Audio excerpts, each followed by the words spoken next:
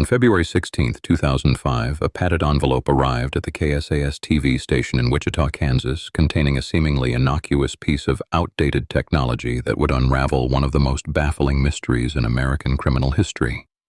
Inside rested a purple 1.44 megabyte floppy disk, sent by a phantom who had terrorized the city for over 3 decades.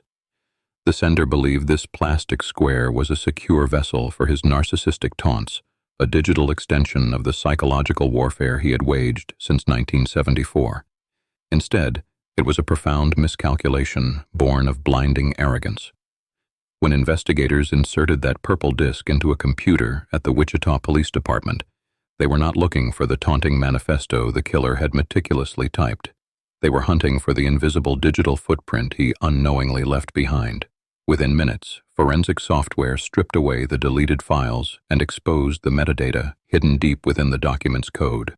There, permanently burned into the digital architecture, were 2 pieces of information that instantly shattered a 30-year reign of terror: the name Dennis and the location Christ Lutheran Church. To understand the monumental significance of this digital clue, one must dissect the psychological architecture of the predator who provided it. Dennis Rader was not merely a murderer. He was a pathological narcissist whose ultimate gratification derived not just from the act of killing, but from the profound sense of godlike control he exerted over his community. His crimes were horrific, yet the physical violence was only the opening act of his twisted theater. The true psychological payoff came from watching the aftermath, manipulating the narrative, and feeding off the paralyzing fear he injected into the veins of Wichita. This insatiable hunger for recognition materialized early in his criminal career when he explicitly demanded a moniker that would immortalize him in the annals of true crime.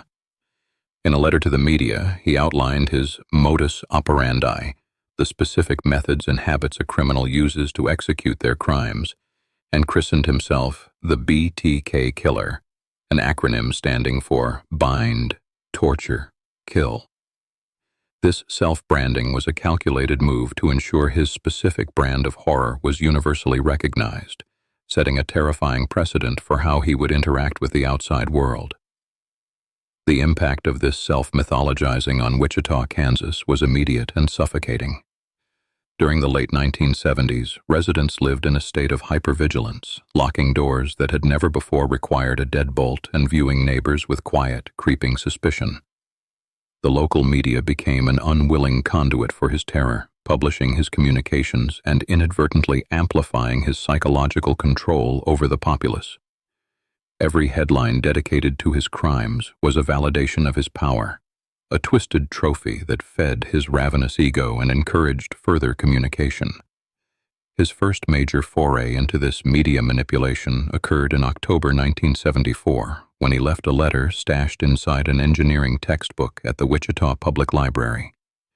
The missive detailed the brutal murders of the Otero family, containing specifics that only the true perpetrator could possibly know.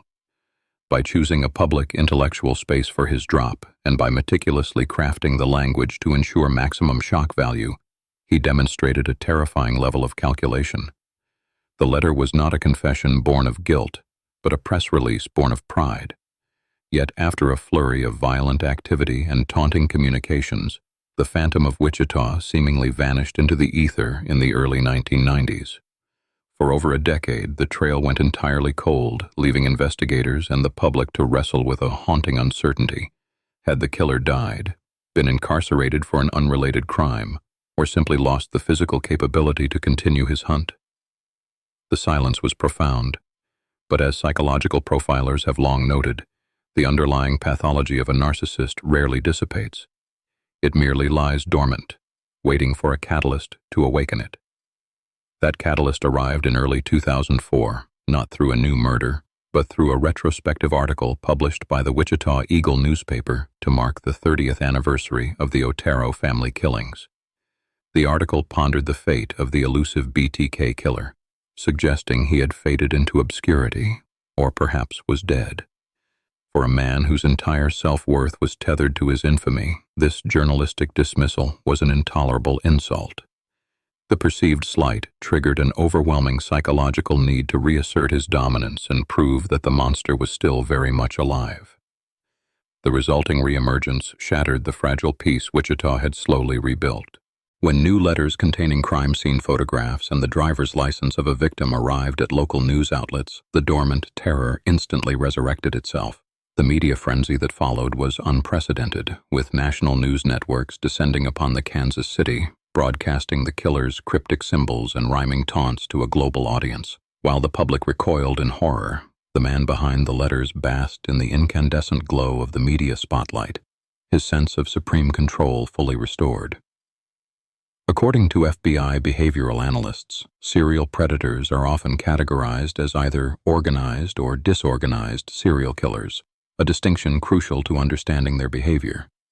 Disorganized killers typically act impulsively, leaving chaotic crime scenes and making little effort to conceal their tracks. Conversely, organized killers are methodical, planning their crimes meticulously, maintaining a facade of normalcy, and often following the investigation closely. The Phantom of Wichita was the quintessential organized killer, utilizing his intelligence not only to evade capture, but to actively insert himself into the investigative process. This active insertion transformed the investigation into a high-stakes psychological chess match. The killer viewed law enforcement not as a genuine threat, but as intellectually inferior playthings designed to participate in his grand macabre game. He sent word puzzles, detailed diagrams of his fantasies, and even souvenirs taken from the victims, turning local television stations and newspapers into his personal couriers. Every package delivered was a testament to his perceived invulnerability, reinforcing his delusion that he was a mastermind operating on a plane of intelligence far above the detectives hunting him. The depth of this delusion was starkly illustrated when he left a package inside a cereal box strapped to a stop sign in a residential neighborhood. A passerby noticed it, but before police could secure the area, the package was removed and discarded by a sanitation worker. When the killer learned of this through the news, he was genuinely infuriated by the disruption of his carefully planned media drop. He subsequently sent a letter scolding the police for their incompetence, demanding they take his communications more seriously and treat his drops with the reverence he felt they deserved. Recognizing this profound vulnerability, specifically his fragile and towering ego, the Wichita Police Department, guided by behavioral science experts, initiated a daring counter-strategy. They decided to stop merely reacting to his taunts and begin actively playing to his narcissism. Investigators utilized the media not just to inform the public, but to speak directly to the killer, employing a tone of respectful deference that masked their true intentions. They acknowledged his intelligence, validated his importance, and subtly encouraged him to communicate more frequently, knowing that increased communication mathematically increased the probability of a fatal error. The primary conduit for this psychological manipulation became the classified section of the local newspaper. Detectives placed cryptic ads acknowledging receipt of his packages, using pseudonyms and coded language that the killer had previously established. This bizarre, public back and forth created a false sense of intimacy and trust between the predator and his pursuers. He began to view the lead detective not just as an adversary, but almost as a confidant, someone who truly understood the magnitude of his work and respected the rules of the game he had constructed. This engineered rapport culminated in a deeply bizarre and ultimately fatal inquiry from the killer. Desiring a more efficient method of communication than painstakingly typing and mailing physical letters, he wanted to transition to modern technology. But his paranoia warred with his convenience. In a message left for police, he asked a question that would define the entire investigation. Can I communicate with floppy and not be traced to a computer? Be honest. It was a moment of unprecedented vulnerability, a predator asking his prey for technical advice. The response from law enforcement was a masterpiece of calculated deception. In a classified ad published shortly after the inquiry, the police responded with a simple, definitive lie. "Rex, it will be okay." They assured him that a floppy disk was entirely safe, that it could not be traced, and that his anonymity would remain perfectly intact. It was a staggering gamble. If he suspected a trap, he might vanish for another decade. But the detectives were betting everything on the psychological profile they had built, that his desperate need for an audience would override his innate caution. The gamble paid off with the arrival of the purple 1.44 megabyte floppy disk at KSS TV. He had taken the bait, completely trusting the very authorities he had spent 30 years mocking. He believed he was outsmarting the system, utilizing a digital medium to deliver his final, grandest manifesto without leaving a physical trace. He wiped the disk of his files, unaware that the software he used automatically embedded user data directly into the file's hidden architecture, a digital fingerprint invisible to the naked eye but glaringly obvious to a forensic analyst. When the digital forensics team extracted the metadata, the sheer banality of the revelation was staggering. The name Dennis and the organization Christ Lutheran Church were not the hallmarks of a criminal mastermind, but the mundane details of an ordinary citizen. A quick internet search by investigators linked Christ Lutheran Church in Wichita to a man who served as the president of its church council. The phantom who had terrorized a city for a generation was suddenly reduced to a singular, highly visible individual living in plain sight. The digital clue provided the critical anchor point, but the investigation required absolute certainty before moving forward. Detectives quietly shifted their focus to Dennis Rader, a municipal compliance officer for the suburb of Park City. They obtained a warrant for medical records belonging to his daughter, securing a tissue sample from a university clinic. The DNA extracted from that medical sample was compared to the genetic material left at the crime scenes decades prior. The familial match was conclusive, transforming a digital breadcrumb into an inescapable biological cage. The arrest of Dennis Rader sent shockwaves through Wichita that were entirely different from the terror he had previously inflicted. The community was forced to reconcile the image of the sadistic BTK killer with the reality of the man in handcuffs. He was a husband, a father of two, an active Boy Scout leader, and a strict enforcer of local leash laws. The terrifying realization settled over the city that the monster they had feared was not lurking in the shadows, but had been standing beside them in the church pew, hiding behind a mask of aggressive mediocrity. This stark duality is a textbook example of compartmentalization, a defense mechanism often observed in highly organized psychopaths. Rader possessed an uncanny ability to mentally separate his sadistic, murderous identity from his mundane, everyday life. He could strangulate a victim in the morning and sit down for a family dinner that evening, feeling no cognitive dissonance or overwhelming guilt.